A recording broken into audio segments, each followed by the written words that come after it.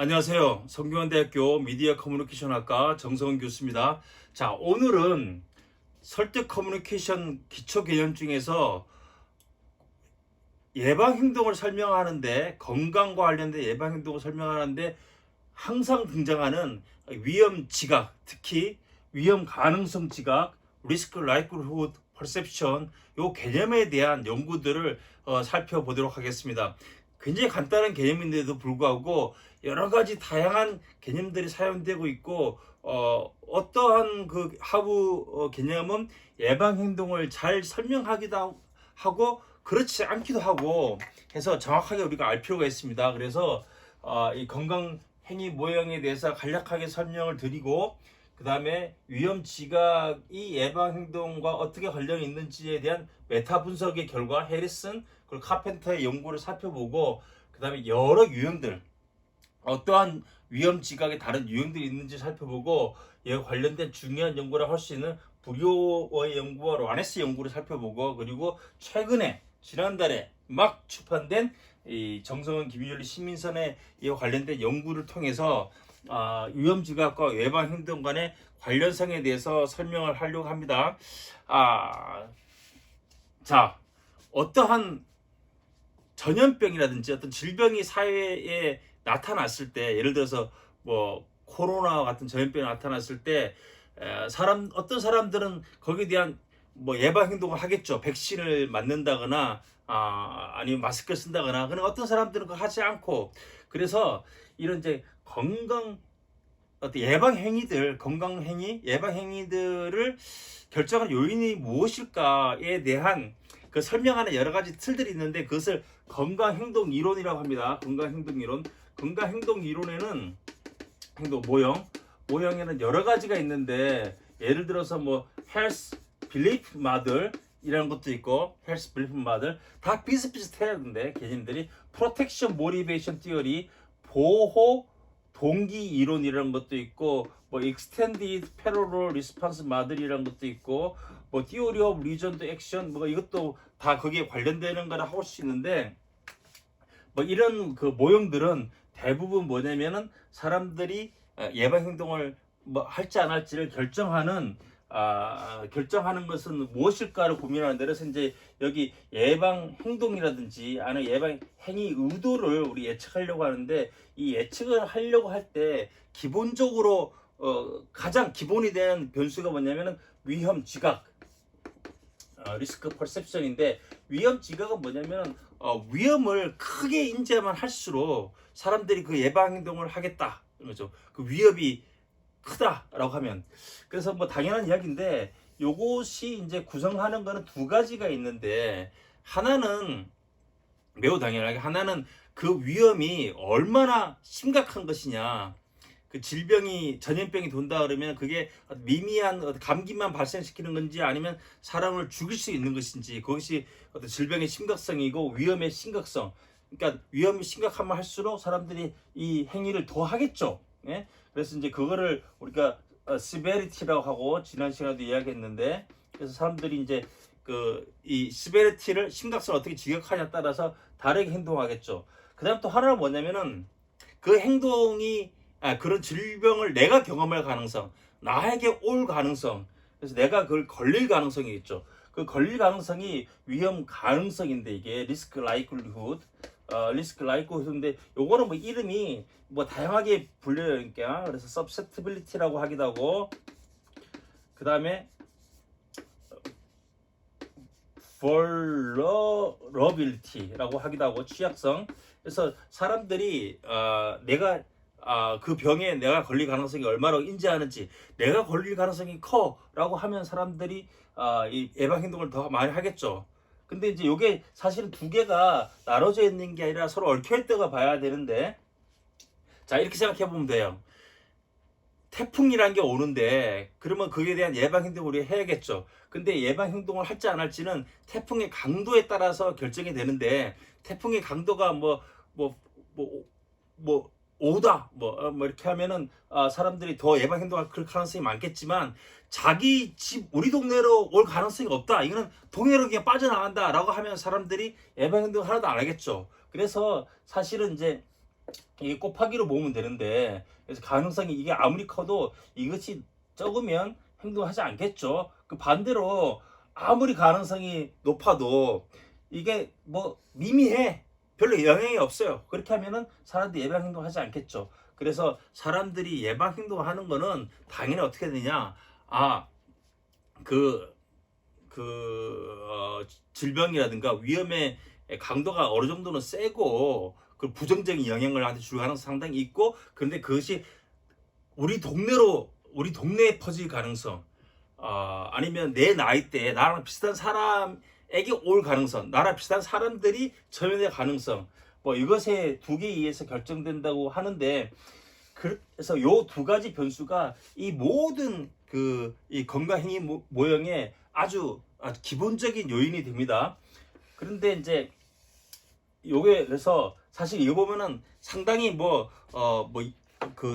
너무나 당연한 모형인데, 근데 재밌는 거는 이 결과들을 이게 여기 관해서 이 모형도 여러 번 테스트했으니까 이게 이제 결과들이 있는데, 결과들이 다 들쑥날쑥해요. 근데 그럴 수가 없는데, 왜냐면 이거는 너무나 상식적인 건데, 리스크 라이크후드 퍼셉션이 당신이 이 질병에 걸릴 가능성이 얼마입니까? 높으면 높을수록 사람들이 예방 행동을 할 가능성이 높아져야 되는데, 이것이 결과들이 들쭉날쭉이다. 제가 최근에 코로나와 메르스와 관련된 연구들을 모아서 봤는데도 굉장히 다 결과들이 들쭉날쭉이에요. 어떤 경우는 심지어 플러스인 경우도 있고, 어떤 경우 마이너스인 경우도 있고, 굉장히 복잡하다. 그래서 이거에 관련돼서 메타 분석이 있는데, 메타 분석이라고 하면 기존에 있는 연구 결과들을 비교 가능하게 만들어서 한번 평균을 한번 내보는 건데, 효과에 해리슨 같은 경우는 15개 연구가를 다 모아서 이 susceptibility, risk likelihood perception이 예방 행동에 어느 정도 관계가 있는지 correlation 상관관계를 봤더니 0.15가 나왔어요. 그러니까 0.15는 사실 굉장히 낮은 거예요. 근데 생각보다 사람들이 내가 병에 걸릴 확률이 높을 것 같아 라고 생각하는 거랑 예방 행동을 실제로 할지 안 할지가 결과가 매우 낮은 거예요. 근데 믿기 힘들죠. 근데 카펜터가 2010년에 18개 연구인데, 18개 연구를 종합해 본 결과, 이게 사실 가장 많이 이용되는 논문 중에 하나인데, 이거는 이 susceptibility가 risk likelihood에 주는 영향 관계 또는 상관관계가 이렇게 나왔어요. 고대웅님은 거의 0에 가깝다. 왜냐면 이게 어떤 건 높게 나오고 어떤 건 낮게 나오고 어떤 건 반대로 나오고 하기 때문에 이것이 보면 0에 가깝다. 그래서 이해하기 힘들죠. 근데 이게 상식적으로는 당연히 그 위험 가능성을 높게 생각하면 할수록 그 예방 행동을 더 해야 되는데, 실제로 그렇지 않은 거예요.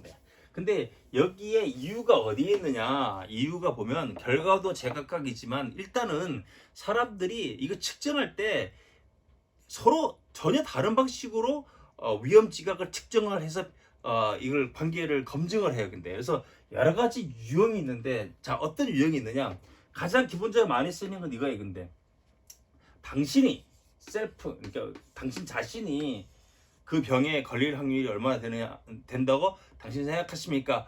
라고 묻는 것도 있어요. 근데 요거를 뭐냐면은 이건 이게 이제 기본적인 거죠. 근데 당신이 얼마나 걸린다고 생각하십니까? 라고 하는 것도 있고, 어떤 연구들은 그냥 이렇게 묻지 않고 남들과 비교했을 때, 이 비교 위험 지각인데, 위험 인식인데, 인식 또는 지각, 이건 뭐냐면은 남들이 걸릴 확률에 비해서 당신은 얼마나 걸린다고 생각하십니까? 이렇게 해서 이거를 상대방을, 그러니까 딴 사람이라든지 평균적인 타인들을 기준에 놓고 이 차이로 측정하는 경우가 있어요. 이걸 비교 위험 지각이라고 그러고, 요거를 하나만 재는 거를 뭐라 하냐면 이걸 절대 위험 지각이라고 그래요. 절대 위험 지각. 왜 이렇게 하느냐라고 궁금할 수 있겠지만, 이거에 대한 요것을 뒷받침하는 이론이 있어요. 비현실적 낙관주의라고, unrealistic optimism. 우리 예전에는 이걸 뭐라고 불리면은 optimism, 옛날에는 이거를 optimistic bias라고 불렀어요. optimistic bias라고 부르는데 이거를 측정하는 것 중에 하나가 이건데, 사람들이 이 unrealistic optimism이 뭐냐면은 사람들은 일반적으로 딴 사람이 리스크, 딴 사람이 당할 그 리스크를 자기가 당할 리스크보다 더 크다고 생각하는 경향이 있어요. 근데 나는 안 걸려. 딴 사람들은 걸려? 나는 안 걸려. 이렇게 생각하는 경향이 있고, 그래서 이게 이제 어떤 근거가 없는 낙관주의인데, 이게 낙관이 심하면 심할수록 사람들이 더 예방 행동을 안 할 거기 때문에 이런 차이에 의해서 사람들이 예방 행동을 하지 않을까, 이렇게 이제 측정한 사람들이 많이 있는데, 요것도 사실 요것도 두 가지 나눠져요. 근데 두 가지 나눠지는데, 하나는 단일 문항으로 묻는 게 있어요. 단일 문항으로 물을 때는 이걸 디렉트라고 그러는데, 단일 문항으로 묻는다는 거는 남들과 비교해 봤을 때 당신이 걸릴 가능성은 얼마나 더 높습니까? 라고 물어요. 근데 이렇게 묻는 게 있고, 하나는 다른 사람이 걸릴 가능성은 몇 프로라고 생각하십니까? 라고 묻고, 30%. 코로나에 걸릴 가능성. 당신이 걸릴 가능성은 몇 프로입니까? 라고 하면 나는 5%? 그럼 그 차이 빼서 하는 경우도 있어요. 이거를 이제 빼서 하는 거를 이제 간접적이라고 그래요. 간접적. 근데 이 결과를 대부분 보면 요 간접적으로 하면은 결과가 되게 안 좋게 나와요. 근데 요 차이가 그 예방 행동을 예측하는데 되게 낮게 나오고, 요 단일 문항으로 물으면 상당히 높게 나와요. 근데 높게 나오는 편이에요. 하면 남들과 비교했을 때 한다. 근데 요거의 문제가 뭐냐면은 이거랑 두 개가 사실은 코릴레이션이 굉장히 높아요. 근데 그냥 당신은 걸릴 확률이 얼마나 높다고 생각하십니까랑 남들과 비교했을 때 당신이 얼마나 높다고 생각하십니까 하면, 요게 내용적으로 사실은 사람들이 비슷하게 지각한다는 거죠. 우리가 모든 걸 지각할 때 약간 비교적으로 지각하는 것도 있고, 그래서 이렇게 다양한 방식으로 측정을 하기도 한다. 특히 unrealistic optimism, 낙관적 편견 연구에서는 이렇게 측정을 하는데, 특히 빼서 할 때는 되게 그 결과가 낮게 나온다, 들쑥날쑥이다, 이런 이제 두 가지 다른 방법이 있고, 또 하나 사실 더 심각한 그 어떤 측정에서의 차이는 뭐냐면은, 어떤 연구들은 이렇게 묻는 거예요. 근데 어떤 연구들은 아무런 조건 없이 그냥 물어요. 근데 당신이 앞으로, 이렇게 예를 들어서 흡연자한테 당신이 앞으로 멀지 않은 미래에 폐암이 걸릴 확률은 얼마나 된다고 생각하십니까? 아무런 조건 없이 그냥 묻는 거예요. 근데 미래에 그걸 뭐라면 무조건적 위험 인식, 이렇게 물어요. 근데 이제 그리고 어떤 연구들은 어떻게 묻냐면은, 당신이 지금 담배를 피우고 있는데 만약에 담배를 조만간 끊지 않는다고 했을 때, 당신 행동을 변화를 안 준다고 했을 때, if no action is taken, 이렇게 써요. if no action is taken, 아무것도 안 한다고 봤을 때 당신이 질병에 걸릴 가능성이 얼마나 되십니까? 그걸 조건적 위험 인식이라고 하는데, 생각을 해보면 우리가 이 건강 모형에서 하는 susceptibility, 취약성이라고 하는 건, 위험 지각은 이거겠죠. 근데 당신이 지금 아무런 행동을 취하지 않는다고 했을 때 당신이 그 병에 걸릴 확률이 얼마나 된다고 생각하십니까? 높아. 그러면 당연히 어떤 사람들이 행동을 하겠죠. 사실은 되게 또 상식적인데, 이 조건적으로 정확하게 물어야지 예방 행동을 잘 예측할 수 있다. 우리가 그걸 알 수 있는데, 그럼에도 불구하고 거의 모든 연구들이 이 위험 가능성 지각을 측정할 때 어떻게 측정하느냐, 무조건적으로 측정을 해요. 근데 당신이 앞으로 질병에 걸릴 가능성이 얼마나 된다고 생각하십니까? 라고 하는데, 이걸 자세히 보면 이 와인스타인이라고 그 낙관적 편견 연구를 무지하게 많이 주창하기도 하고, 그분이 정확하게 설명했는데, 사람들이 어떤 자기가 미래에 어떤 질병에 걸릴 것인가 하지 않을 것인가를 추정할 때 기본적으로 몇 가지 요소를 고려하는데, 자신의 유전적인 요소, 환경적인 요소, 여러 가지를 이제 그 요소를 고려해서 자기가 평가를 하겠죠. 내가 유전 인자를 갖고 있으면 나는 그 위험 가능성 높게 보겠죠. 그러나 그 중에 하나가 뭐냐면, 자기 앞으로 할 행동이에요. 근데 나는 지금은 담배를 끊지 않지만 나 조만간 담배를 끊을 거야. 내가 몸이 좀 나빠지면은 나 담배를 끊겠지. 그리고 담배를 끊고 뭐 그런 행동 하기 때문에 나는 어차피 폐암에 안 걸릴 거야 라고 생각할 수 있는 거죠. 자, 이게 무조건적으로 물으면 이런 문제가 생길 수 있는 거예요. 어떤 사람은 아 그래? 뭐 내가 지금 계속 담배를 계속 필 거니까 나는 걸릴 확률이 높을 것 같아 라고 생각할 수도 있고, 어떤 사람은 나 담배를 끊을 거야.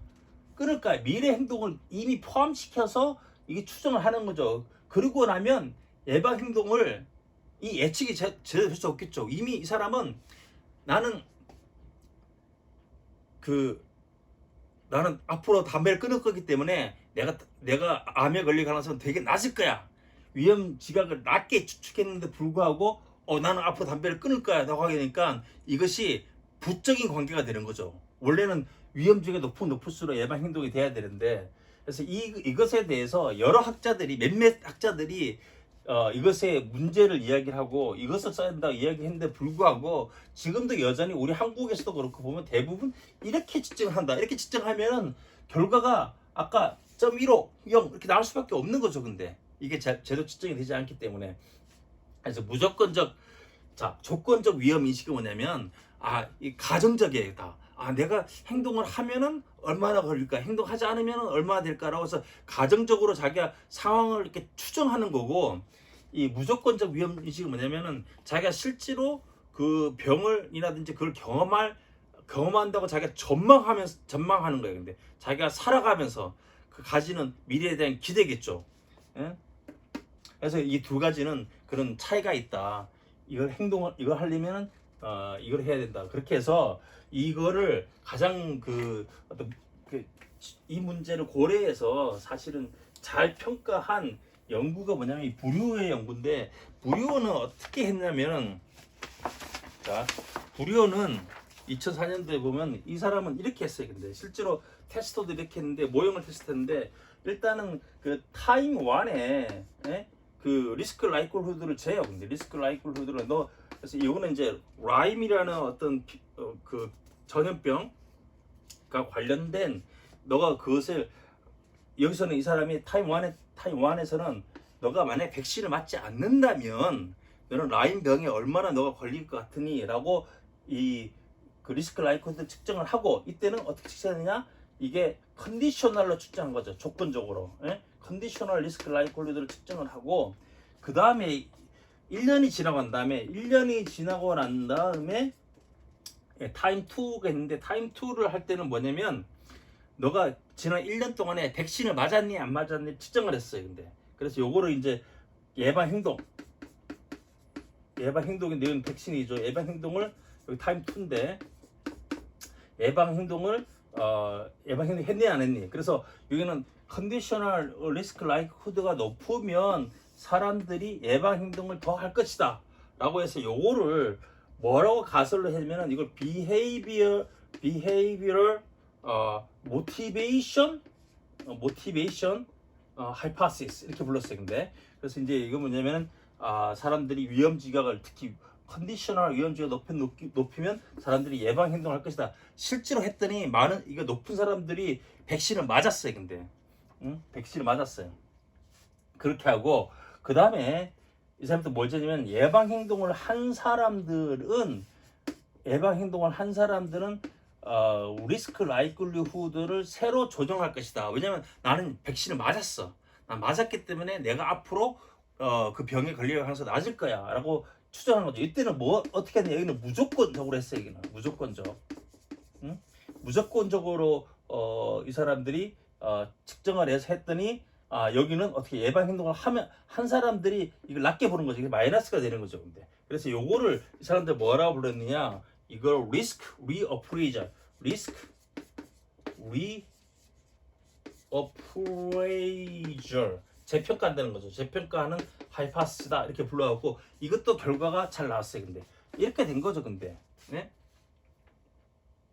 그래서 근데 예전에는 이 컨디셔널과 언컨디셔널을 구분하지 않고 뭉뚱그려서 했기 때문에 플러스 효과도 있고 마이너스 효과도 있고 이렇게 뭉뚱그려지니까 이 결과가 잘 안 나왔다고 할 수 있는 거죠. 근데 불효 연고는 또 문제가 없느냐? 이 백신 맞은 사람의 숫자가 너무 작아서 사실은 이 검증이 더 정말 이렇게 이펙티브하게, 응? 그 이펙트 사이즈라든지 이펙티브하게 됐다고 보기는 좀 힘들다.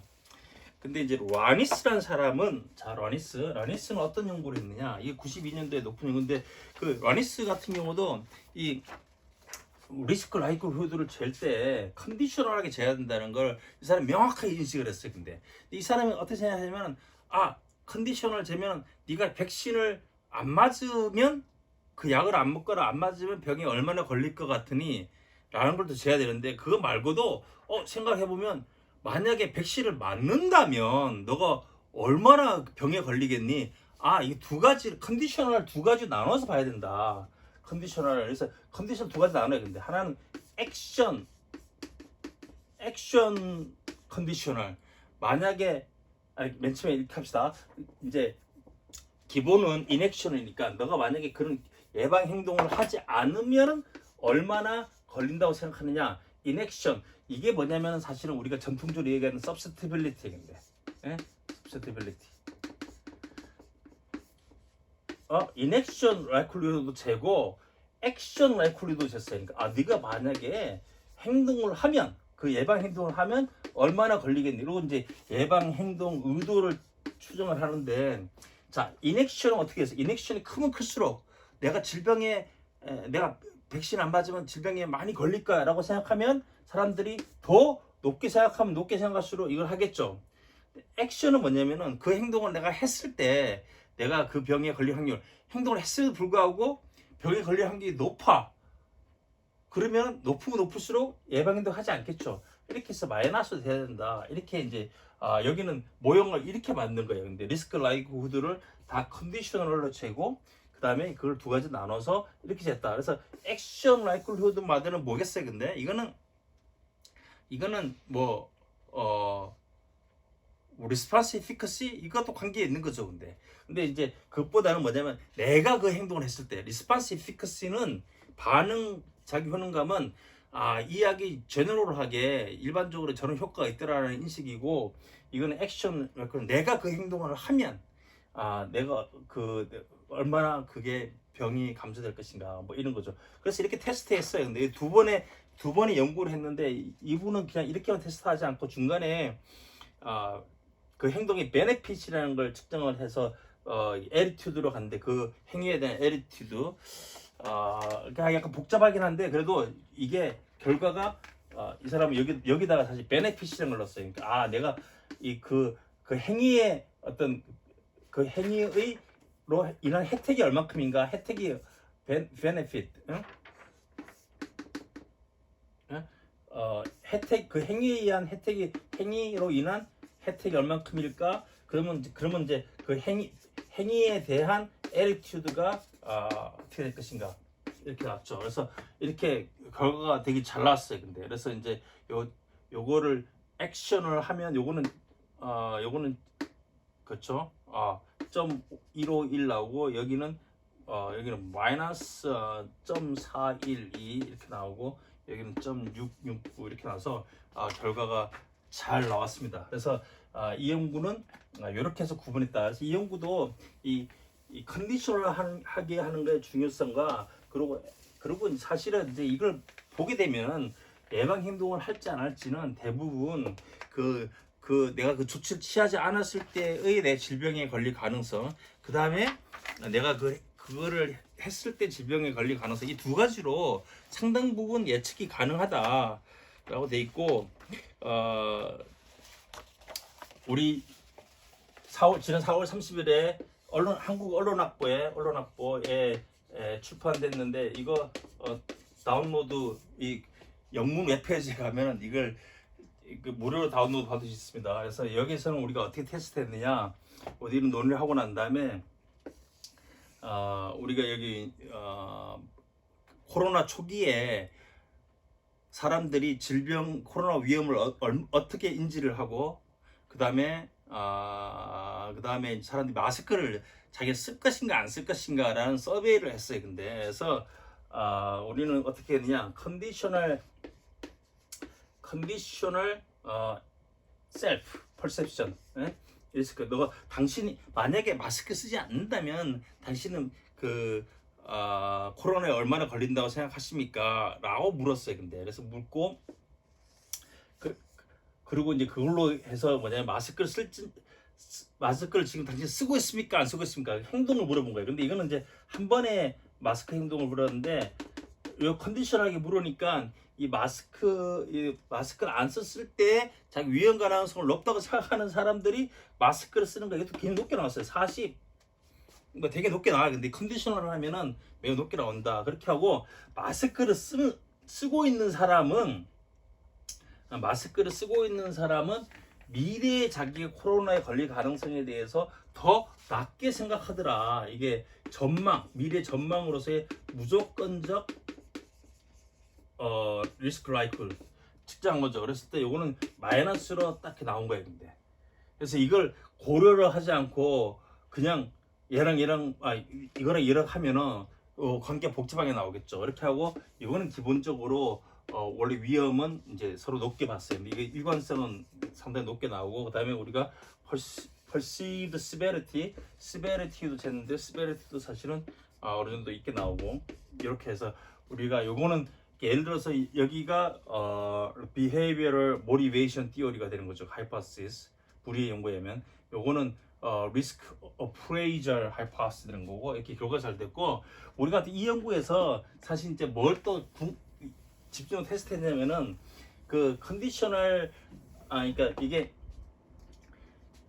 이제 마스크 쓰는 비헤이비가 있는데, 이거를 할 때 컨디셔널에 물을 때랑 아니면은 그냥 그다음에 이걸 언컨디셔널로 해서 이렇게 예측하려고 할 때랑, 특히 이거를 비교로 해서 뭐 낙관적 편견에서는 비교를 많이 하니까 이거를 other 리스크 빼기 셀프 리스크를 해서 비교로 해서 행동을 측정할 때랑 이걸 다 나눠서 봤어요. 근데 이게 얼마나 설명을 하는지 이게 가장 높게 나와요. 근데 이게 가장 높게 나와 자연스럽게. 그리고 요거는 잘 안 나오죠. 복잡하죠. 요거는 이미 행동할지 안 할지 들어가 있으니까.